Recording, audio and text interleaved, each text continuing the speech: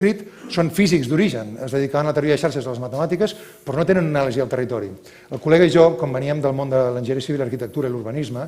aquesta era la contribució que volíem fer, que era com podem agafar aquest model tan interessant, que té un potencial tan gran, però que ara està molt limitat per el nivell d'agregació, i com el podem traslladar al territori. I aquesta ha sigut la nostra contribució des d'un punt de vista científic, territorialitzar el model de complexitat econòmica d'Hidalgo i Hausmann. I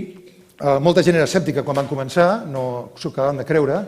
però feliçment ha sortit i el model funciona, i el model és rigorós i ho hem pogut demostrar. I ara mateix estem treballant amb governs, estem treballant amb companyies privades, estem treballant amb agències de desenvolupament urbanístic, econòmic i també de sistemes de transport i de tecnologia. Entre altres, per exemple, estem liderant la transformació digital de l'autoritat portuària de Boston, que comprèn no només l'aeroport de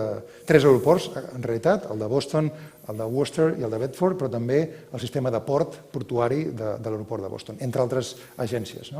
I com ho hem fet? Amb aquest model de xarxes que havíem aplicat inicialment en el món rural. Llavors, aquestes són una mica una de les primeres aprenentatges que hem fet en el desenvolupament del nostre model, que és que quan territorialitzem aquest model amb aquestes 3 escales que hem dit, escala regional metropolitana, per entendre'ns la regió metropolitana de Barcelona,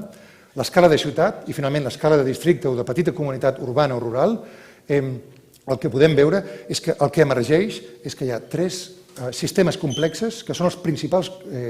que contribueixen a aquesta prosperitat distribuïda. Són la xarxa de talent, les persones, la nostra habilitat de col·laborar, de parlar, de compartir idees, de treballar en xarxa, d'ajudar-nos,